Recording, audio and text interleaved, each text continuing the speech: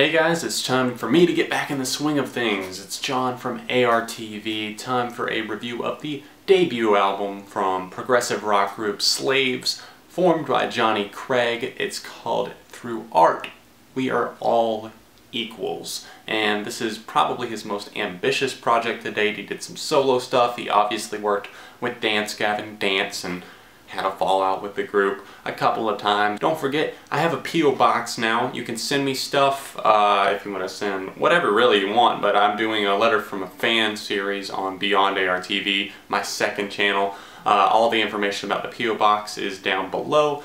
Send me whatever you want to. If you just want to send art, anything like that, your drawings, really whatever you want to send, it's cool, and I'll give you shout outs in the videos because we'll be opening them in the series on the second channel. So make sure you hit that up, as well as my Twitter and Facebook. Links are in the description down below. This album definitely has a connected feel about it. It's definitely something that feels like an album, but at times that can be kind of a downfall as well. It opens up with the track The Fire Down Below, which is one of my favorite tracks. I really like the tone on this one.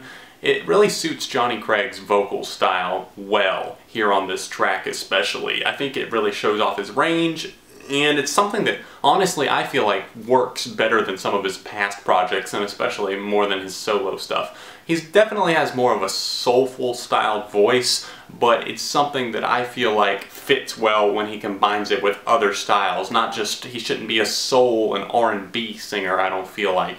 And at times, Dance Gavin Dance definitely played with some more experimental stuff, and I liked that sometimes, but at the same time, I wanted to hear something new. And with the Slaves record, I do get that sometimes, but I also feel like it has it settles for mediocrity. Far too often, in my opinion. It's something that doesn't really express itself as well as I think Craig was really hoping to. On this record, he kind of meddles lyrically with the same issues and themes over and over again. I'm not saying that's the case on every single track here. He does mix it up from time to time, like Starving for Friends, for example, is one. This is You Throwing in the Towel. That one has one of the stronger choruses on this record and is one that just kind of jumped out as being one of the better tracks on this record. The guitars here on this record remind me a lot of Minus the Bear, another kind of prog rock band that dabbles with experimentation. I believe they do some math rock as well. That's not present on the Slaves record, but at times I feel like the tones are very similar. They kind of have an overarching feel throughout this entire record, and that starts to really get dull to me about 4 tracks in. My Soul is Empty and Full of White Girls is where this album kind of starts to grate on me. After hearing 3 pretty solid opening tracks, I'm like, okay, I'm ready for something that just doesn't feel like a continuation of the last song. I'm ready for it to kind of break out and have its own identity, and we don't really get that here.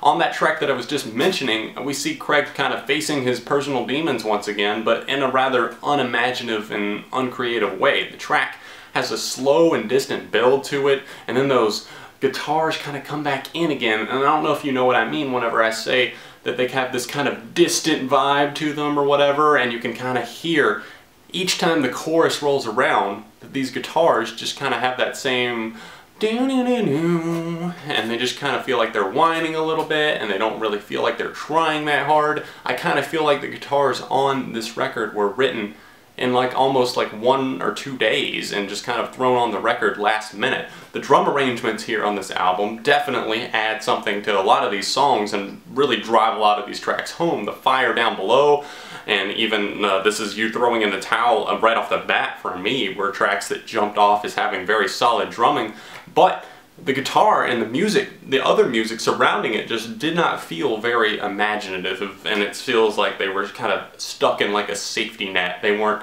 jumping outside of any boundaries here. I do applaud the guest features here on this record. I like the rapping from Kyle Lucas on the track The King and His Army. I thought that that was a cool way to kind of add something fresh to this formula that they've kind of been sticking to. I really like what his sister Natalie Craig added to the track Hearts of Our Young. I like Tyler Carter. Vic Fuentes is one that really jumped out to me, and we'll talk about that track here in a minute. I think the track Hearts of Our Young was a great way for Natalie, his sister, and him to kind of connect musically and sing about something that they're passionate about. Lyrically, we're seeing them exploring what I can only see see is probably about parents walking out on children, and it makes sense for a brother and sister to be singing on a track like that together. And maybe I'm not hearing things correctly, and even when I look into the lyrics, that's all I can really interpret from this. It could be a relationship and it could apply to other things, but I think this is definitely one of the more raw and stronger tracks on this album. It's something that I can actually feel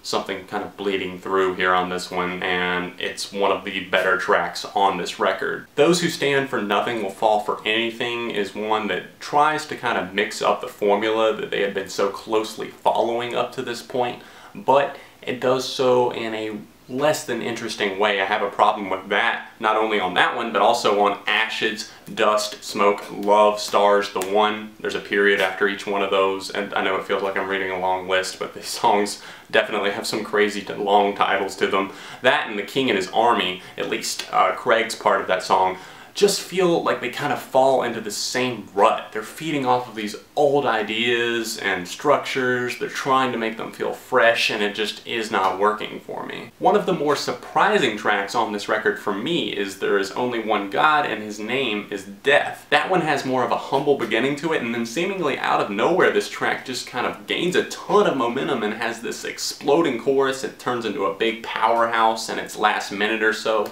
and I really thoroughly enjoy what he did here with this track. The last track that I want to mention is Starving for Friends, featuring Vic Fuentes of Pierce the Veil, definitely one of, if not probably my favorite post-hardcore group.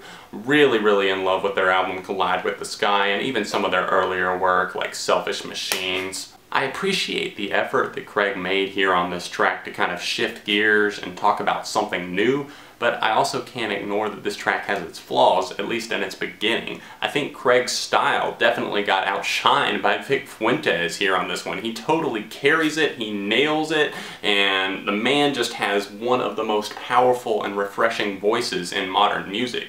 It's sad to say that he has more passion on this track than I hear on the entire Slaves record from Johnny Craig. And I'm not saying that Craig is an untalented vocalist. I just feel like he did not wear his heart on his sleeve as much as he really thought he was, because when we hear Vic Fuentes on this track, it really reminds me of how powerful a vocalist can be and how much they can really make you feel something. And I just didn't feel that much here on this Slaves record, and that's a problem for me. I do not dislike this album completely. There are some tracks that are just totally great. It's clear that Johnny has a lot of personal struggles. He's been battling addiction. He's got a lot of pain from hurting those he loved and even hurting himself, and that comes out here lyrically. I just don't think that the passion and pain bled through as much as he was hoping it would on this record. It's really just a mixed bag of semi-forgettable tracks. 3 out of 5. Well guys, what did you think about the Slaves record through art? We are all equals. Let me know in the comments section down below. Make sure you hit the like button on this review. You can always click right here if you want to see my last review. Sorry it took so long for me to get this one up. I was actually on a little bit of a vacation. Went back home for my dad's birthday. Click over here if you want to see my second channel where I'm going to be doing that letter from a fan series. You can send stuff to my P.O. box. That is down below. I've had an annotation on the screen, so if you want to send me anything or just want to say hey, send it there. I open that up for you guys to send whatever you want to it. Thanks for watching this Slaves review. Let me know other albums that you want to see me review in the comment section as well. I will see you very soon right here on ARTV, Beyond the Reviews.